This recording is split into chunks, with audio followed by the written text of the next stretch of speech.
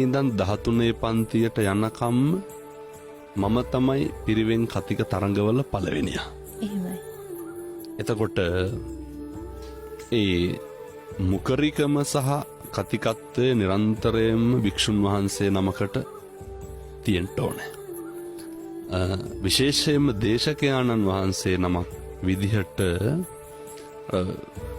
මේක ප්‍රාතිහාර්යයක් නේ. දේශනා ප්‍රාතිහාර්ය. මිනිස්සුන්ගේ සිත් ඇද බැඳ ගන්න පුළුවන් ක්‍රම තියෙනවා. එකක් තමයි ඔය විඥාවක් පෙන්නලා. එහෙමයි. තව එකක් තමයි ඔය තමන්ගේ තියෙන බාහිර හැකියාවක් පෙන්නලා ඒ සේරම යට කරගෙන යනවා පින්නතුනි දේශනා ප්‍රාතිහාර්යයට. තථාගතයන් වහන්සේගේ දේශනා ප්‍රාතිහාර්ය නොතිබෙන්න 62ක් මිත්‍යා මතවලින් ගහන වෙච්ච ඒ ඉන්දියාව මුළු ලෝකෙම මේක වැළඳගත්තේ. මූලිකව කියන කරුණු මිනිස්සුන්ට බොහොම සරලව තේරුම් යන්ට තථාගතයන් වහන්සේගේ තිබ්බ දේශනා විලාස ක්‍රම අතරින් උන්වහන්සේගේ ශ්‍රාවක පුත්‍රයන් වහන්සේලා හැටියට භික්ෂුන් වහන්සේලා වන අපිට හදාගන්න උත්සාහ කරන්න ඕනේ. නමුත් අනුත්සාහක වෙනවා නම් ඒක හරි අපූර්වයි.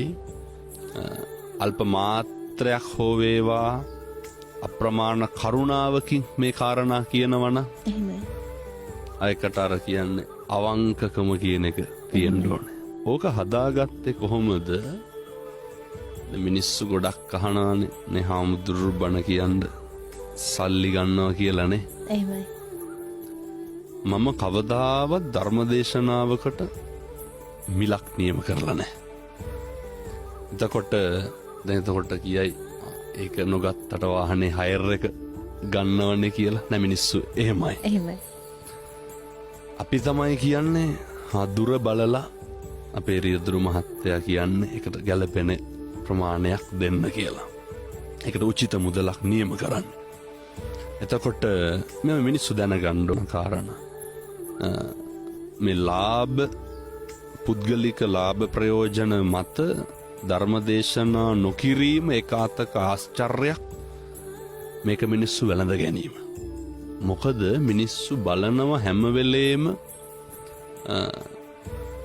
හාමුදුරු උසාවිවල නඩු කතා කරන්න ලෝයස්ලා අරගෙන යන්නේ. එහෙමයි. සල්ලි දීලා ලෝය කෙනෙක් ගන්නවා. නඩුව කතා කරලා ඉවරුණාට පස්සේ ඒක ඉවරයි නැතනේ. එතන ඉවරයි. බණ කියන ඒවා එහෙම වෙලා බෑ. ඒක අර හාමුදුරු කෙනෙක් සල්ලි දීලා අරගෙන ගිහිල්ලා බණක් කියවනවා ඒක සමානයි අර ලෝය කෙනෙක් අරගෙන ගිහිල්ලා නඩුව කතා කරලා යන එකට.